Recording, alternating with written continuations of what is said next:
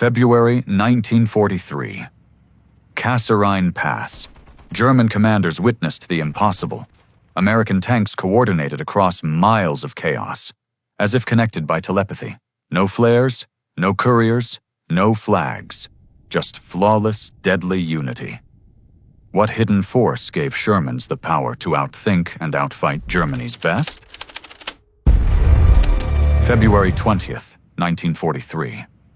North of Kasserine Pass, the desert air was filled with dust, smoke, and the metallic roar of engines. German tank commanders scanned the broken terrain, confident that their Panzer force, with superior armor and firepower, would dominate yet another clash. But then, something happened that their training and doctrine could not explain. 5 American Sherman tanks appeared from different directions, each separated by ridge lines and gullies that should have made coordination impossible. And yet they moved as if bound by an unseen thread. One covered a blind spot, another advanced at the exact moment a comrade pulled back, each adjustment perfectly timed. To the Germans, it looked supernatural. No flags waved, no flares shot skyward, no couriers risked death to deliver frantic orders. Still, the Shermans fought like a single organism. Inside the German Panzers, commanders struggled with static-filled receivers. Their radios crackled, distorted, fading in and out. Words drowned beneath engine noise and the clatter of tracks. Orders that should have guided the platoon were lost in interference. Most of their tanks had no way to transmit at all. They could hear commands but could not answer, could not warn, could not adapt. The Americans, on the other hand, spoke to each other with clarity that cut through the chaos like a knife through paper. Every Sherman crew knew where their allies were, what they saw, what they feared. To the Germans, it felt as if the enemy could read each other's minds. What the Wehrmacht never realized, at least not until it was far too late, was that the true power of the Sherman did not lie in its 75mm gun or its armor. It lay in something invisible, an advantage carried not in steel, but in electromagnetic waves. The weapon that turned an ordinary tank into a battlefield network. In the 1930s, it was Germany that led the world in armored warfare. General Heinz Guderian, the architect of Blitzkrieg, insisted that every Panzer carry radio equipment. He understood what many others overlooked. Speed and firepower meant little without coordination. His book, published in 1937, declared that communication was the heartbeat of modern war. When German tanks surged into Poland in 1939 and then across France in 1940, their radios gave them a decisive edge. Commanders could direct advances, shift flanks, and exploit openings with speed that left their enemies stunned. Yet by 1942, the situation had changed. German industry was stretched thin by war on multiple fronts. The sophisticated Fuji-5 transceivers that had once defined Blitzkrieg were suddenly scarce. Out of every 5 Panzers, only 1 or 2 carried full radios. The rest were limited to receivers. They could hear but not reply. Orders traveled down from commanders, but warnings and observations from below rarely traveled back. If a command tank fell, the rest were blind and mute, reduced to hand signals or frantic guessing. Across the Atlantic, America was preparing something entirely different. In July 1941, the U.S. Army standardized a new generation of radios for every medium tank. They were the SCR-508 and SCR-528 series, built around frequency modulation. This was more than an upgrade. It was a revolution. While German sets relied on amplitude modulation, vulnerable to every spark, every burst of static, American engineers had mastered FM clarity. Edwin Armstrong's invention had been licensed to the military. Motorola's Daniel E. Noble and Henrik Magnuski turned it into a battlefield reality. What emerged was a rugged 181-pound set, crystal-controlled, with 25 watts of transmission power. Not just one or two command tanks.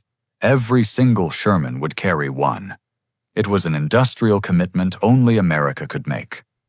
From Detroit's assembly lines to Motorola's Chicago plants, thousands of sets rolled out every month. By 1944, production exceeded 24,000 units annually. The result was staggering. Of the 49,324 Shermans built, every single one had a modern FM radio. The Germans could not match it. In 1943, they built around 5,000 SEMP 100 medium tanks, but only about 2,000 complete few G5 sets. Even elite formations like Panzer Lehr fought with communication poverty. Soviet forces were worse still. Most T-34s entered battle with no radios at all, relying on flags and hand signals. Against this backdrop, the Sherman appeared not as an individual tank, but as a node in something larger. A network where information flowed up, down, and sideways, where platoons could adapt when leaders fell, where coordination survived chaos. The difference was invisible to the eye. To a German gunner, the Sherman looked fragile. Thinner armor, a smaller gun, a silhouette that invited contempt. But inside, beneath the roar of its Continental engine, was something no German crew could see, an unseen thread linking tank to tank, unit to unit. It was this thread, carried on electromagnetic waves, that would change battlefields from Tunisia to Normandy, from Italy's mountains to the plains of France. An advantage born not in steel or firepower, but in America's mastery of communication. The revolution was not forged in armor plating or in gun barrels. It was forged in the quiet hum of circuitry, in glass vacuum tubes glowing inside steel boxes, in the invisible waves that carried voices through chaos. The American tank radio was not just equipment.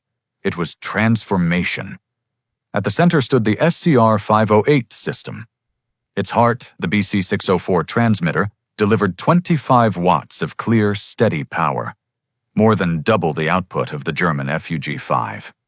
It operated in the 20 to 27.9 megahertz range, with 10 preset channels locked in by crystal control. There was no drifting off frequency, no fiddling with fragile dials in the heat of combat.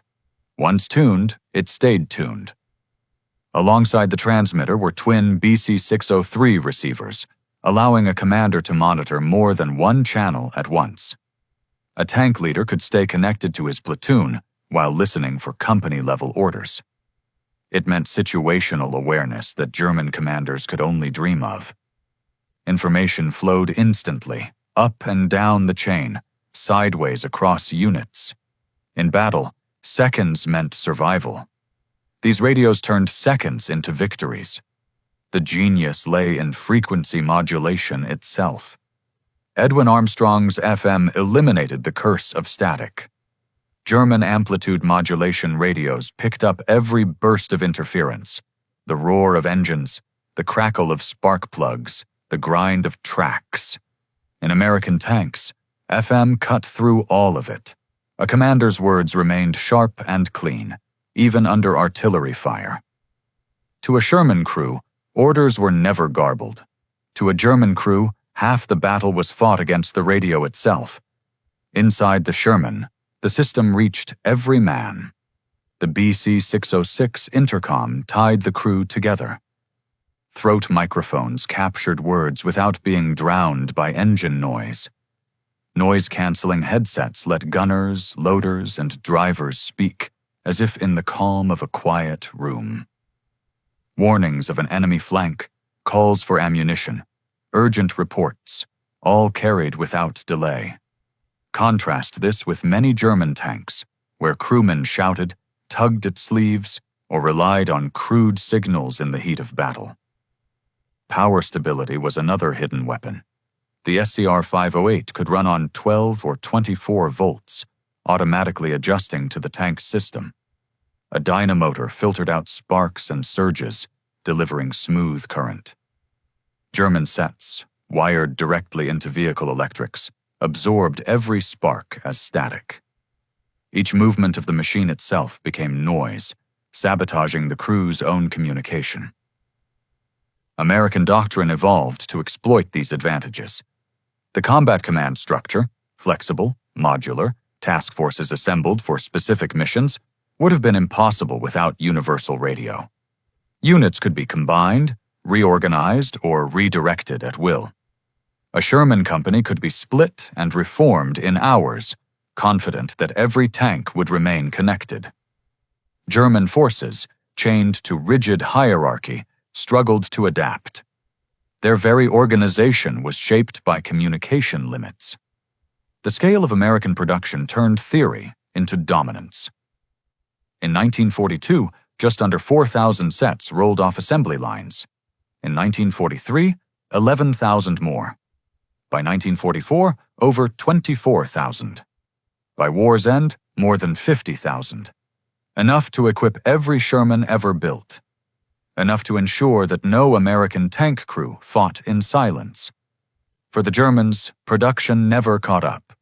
6,000 FUG-5 transceivers spread thinly across 12,000 medium and heavy tanks. At best, 1 in 5 could transmit. The rest were trapped in one-way conversations, listening without reply. To compensate, German doctrine focused on command tanks. But these vehicles, bristling with antennas, became prime targets. Once destroyed, the formation collapsed into silence. The Americans had no such weakness. Every Sherman could lead. Every Sherman could speak. The battlefield effect was astonishing. Imagine a platoon moving through smoke-filled terrain.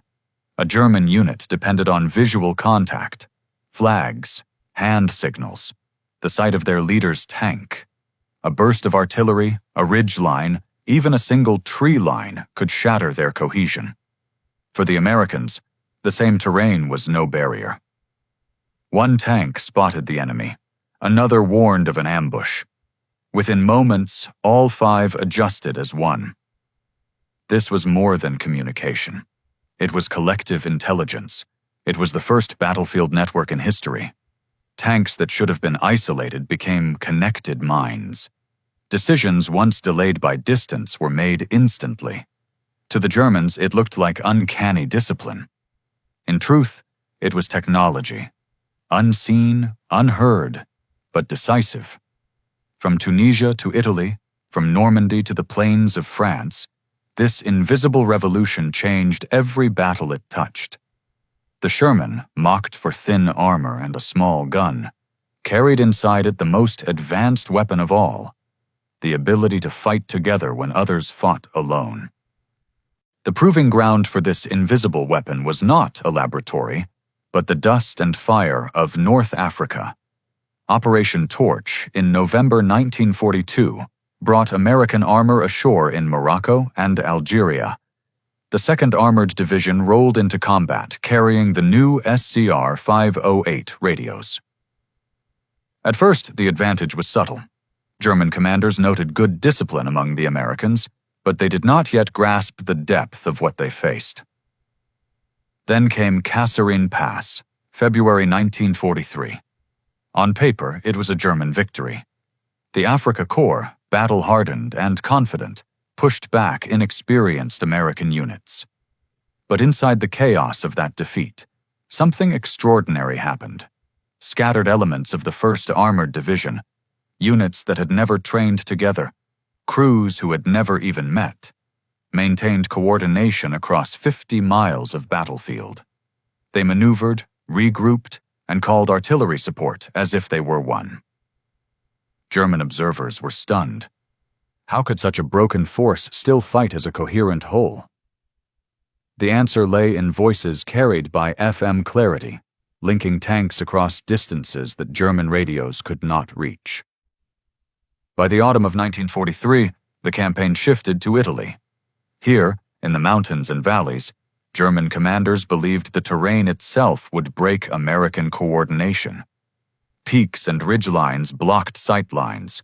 Ravines swallowed sound. AM radios failed completely, their signals bouncing uselessly off rock walls. But the American FM sets thrived. Multipath interference that crippled German transmissions was filtered out. Sherman tanks separated by ridge lines continued to coordinate with precision. German doctrine said such movements required visual signals, yet Americans attacked in unison through terrain where no one could see another tank. Reports from the 1st Armored Division described routine communication at distances where German sets produced nothing but static. June 6, 1944. Normandy. As landing craft ground against the beaches, Sherman tanks plunged into the surf, their crews bracing against gunfire and seawater. Even here, radios remained alive.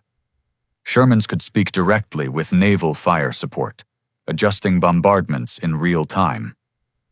German armor had no such ability, but as American tanks pushed inland into the bocage, thick hedgerows and sunken lanes, a flaw emerged. Tank radios operated on one band, infantry radios on another. The two could not speak. Infantry watched in horror as German soldiers with Panzerfausts crept close to Shermans, yet they had no way to warn their allies inside. Coordination, so perfect between tanks, broke when it met the needs of combined arms. The Americans adapted with speed.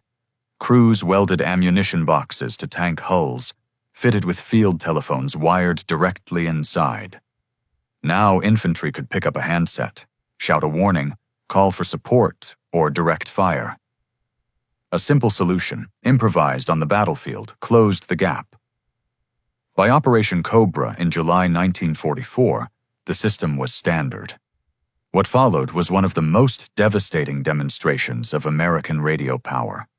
From July 25th to 30th, the 2nd Armored Division under Major General Edward H. Brooks unleashed over 200 Shermans in a coordinated breakout from the bocage. Radio networks allowed real-time control of this armored mass. Platoons shifted direction with fluid precision. Companies enveloped strongpoints without pause. Artillery fire arrived within minutes of a call. German defenders of Panzer Lehr, once the pride of the Wehrmacht, faced an enemy that seemed omniscient. Wherever they tried to counterattack, American tanks were already moving to block them. Wherever they gathered strength, artillery fell with uncanny accuracy. The Germans watched in disbelief. They had superior tanks, Panthers and well-handled Panzer IVs. They had experienced crews, but they were fighting blind? Many of their vehicles carried no radios at all, dependent on visual cues in hedgerow country where visibility rarely exceeded 100 meters. The few that did have radios struggled against interference, their messages delayed or lost. By the time orders arrived, the situation had already changed. For the Americans, the invisible advantage of radio was now undeniable. From North Africa to Normandy, the Sherman had proven itself not simply as a tank, but as a voice in a chorus that could adapt, respond, and overwhelm. The tide of battle was no longer measured only in armor thickness or gun caliber. It was measured in words carried across the air, binding machines and men into a single coordinated force. September 1944. Lorraine, France. The quiet farmland around Aricourt would become the stage for one of the most lopsided clashes of the war. Here, German armored brigades rolled forward with their newest weapons, Panther tanks, boasting heavy frontal armor and high-velocity 75mm guns. On paper, they were superior to the American Sherman in almost every respect. To German crews, the outcome seemed predetermined. They expected to crush the thin-skinned Shermans with ease. But the battle did not unfold on paper. It unfolded in fields shrouded by morning fog, under skies where visibility shifted by the minute, and across rolling ground that turned tank combat into chaos. In such confusion, victory belonged not to the strongest gun, but to the best coordination. The Americans had it. Every Sherman carried the SCR 508. Every platoon, every company, every battalion could speak as one. When scouts reported Panthers advancing through the mist, their warnings reached tank destroyers and artillery batteries within seconds. When German units tried to flank, Sherman commanders radioed the danger before the trap could close. Artillery thundered down on coordinates relayed instantly. Tank destroyers, guided by unseen allies, struck from ambush positions they never could have found alone. For the Germans, the story was the opposite. Their orders were delayed, confused, often lost entirely in static. Many tanks carried no transmitters at all. Subordinate crews waited for commands they could not receive. When command tanks were destroyed, the rest were reduced to silence. Isolated vehicles fought individual duels while their enemies fought as a single organism. Over 3 weeks, the results spoke for themselves. The 4th Armored Division destroyed 281 German armored vehicles. They lost only 41 Shermans in return. A kill ratio of 7-1. On the battlefield, the superiority of armor and firepower had been eclipsed by the superiority of communication. For Sherman crews, the experience was almost surreal. Even when cut off by fog or terrain, they never felt alone. A voice was always there, calm, clear, guiding them, warning them, assuring them. It created a sense of unity, of belonging to something larger than the individual tank. It gave courage where isolation might have brought fear. For German crews, the feeling was the inverse. Alone in their steel monsters, they fired and maneuvered without guidance, never knowing what their comrades were doing, never sure if help was coming. Every duel became a solitary struggle, every skirmish a test of survival without support. The psychological weight was crushing. Our report revealed a truth that no German commander wanted to face. Their prized Panthers, though formidable, were fighting blind. The Shermans, mocked as inferior, were fighting with collective vision. It was not steel versus steel. It was isolation versus connection. And connection proved decisive. In the fog of Lorraine, America's invisible advantage reached its peak. The Sherman, dismissed as inadequate, showed that the most powerful weapon on a battlefield wasn't always the gun or the armor, but the voice carried across the air, linking men and machines into a single, unstoppable force. Cheyenne, March 1945. The Rhine River stood as Germany's last natural barrier, a defensive line meant to slow the Allied advance. For the Wehrmacht, every bridge was to be destroyed, every crossing denied. Yet at Remagen, fate and technology converged. The Ludendorff Bridge was found intact. The 9th Armored Division, stunned by its survival, had a choice: wait for orders or act. Within minutes, radio reports surged across the ether. Headquarters knew almost instantly. Reinforcements shifted in less than an hour. The bridgehead was secured before German demolition teams could finish their work. The speed was breathtaking. Radio nets carried news from a single reconnaissance patrol to an entire army in the time it once took a runner to mount a motorcycle. German forces, still dependent on landlines vulnerable to Allied bombers, could not respond with comparable agility. Their counterattacks arrived piecemeal, scattered, and uncoordinated. One of the war's most critical moments turned on an advantage no soldier could see: American command and control through universal communication. Weeks later, during the encirclement of the Ruhr pocket, that same invisible weapon delivered catastrophe to Germany's armies. Over 325,000 troops, stretched across towns and forests, found themselves trapped. American armored columns, guided by radios linking divisions across miles of battlefield, executed a double envelopment with precision. Fighter bombers, directed by forward controllers in radio-equipped Shermans, struck German nodes of communication. Telephone lines were cut, headquarters silenced. Field Marshal Walter Model sent desperate reports. No contact with adjacent units, no link with higher command, coordination impossible. Soon, even those messages stopped. Isolation consumed them. For American crews, the war felt different. A Sherman in a valley could still hear the voice of a tank cresting the next ridge. A unit separated by fog or forests still knew it belonged to a greater whole. Even in the fiercest combat, the awareness of connection never left them. The radios turned fear into resilience, confusion into coherence. For German tankers, the aftermath was grim. Superior armor had not saved them. Superior guns had not saved them. Their machines, powerful as they were, fought as orphans on the battlefield. Without coordination, every skirmish became a gamble. Victories, when they came, were isolated and fleeting. Defeats multiplied, compounding into collapse. When the war ended, Allied intelligence poured over captured German equipment. The verdict was damning. Technical reports concluded that German communications lagged 5 years behind. Their failure was not simply one of production, but of perception. They never recognized that the Americans had transformed tanks into parts of a living network. They believed they were fighting machines. In truth, they were fighting systems. The aftermath of radio superiority reshaped doctrine itself. Armored warfare would never again be about individual strength alone.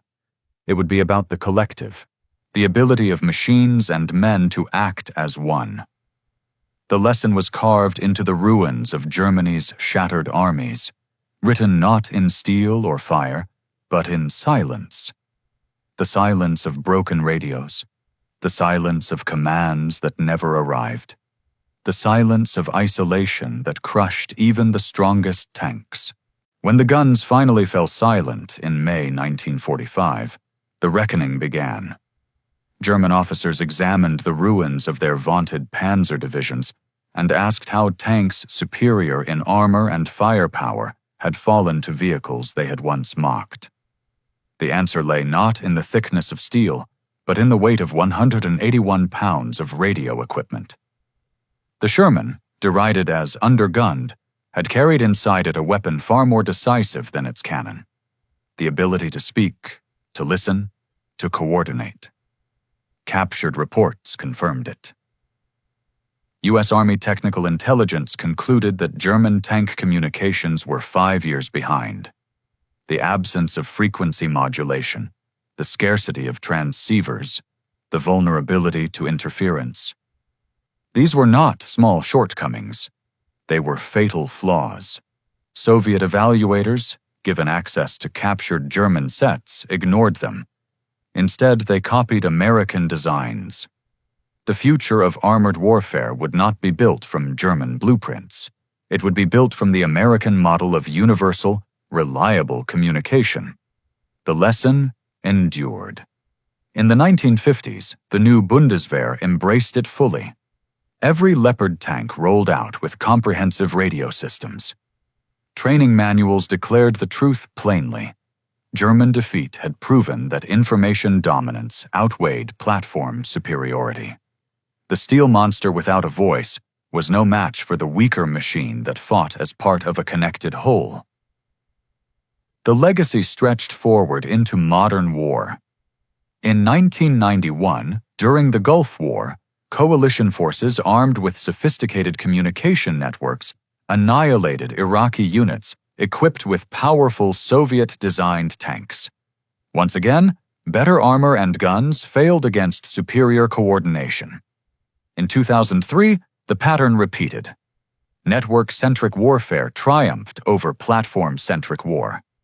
The lineage could be traced directly back to the SCR 508, humming inside Sherman tanks, back to the desert of Tunisia, the mountains of Italy, the hedgerows of Normandy, and the fog of Aracourt. For the men who fought in them, the radios left a deeper mark than statistics. American crews remembered the reassurance of voices in their ears, the knowledge that they were never alone. Even when isolated, they remained part of something larger. For German crews, the memory was one of silence. Silence when orders failed to come. Silence when comrades could not answer. Silence when isolation turned bravery into despair. In the end, the Sherman's true weapon was not its 75mm gun. It was not its armor. It was connection. 49,000 tanks became 49,000 nodes in history's first armored battlefield network. Together, they proved that in modern combat, survival belongs not to the strongest individual machine, but to the force that fights as one. Field Marshal Wilhelm Keitel, at the surrender, was said to have remarked, "We knew how to build better tanks. You knew how to make them work together." Whether legend or truth, the words captured the essence of the war's greatest overlooked revolution. From that moment onward, the battlefield would never be the same. The invisible threads of communication, carried through the air, proved stronger than any armor plate, more decisive than any shell. Connection meant survival. Isolation meant defeat.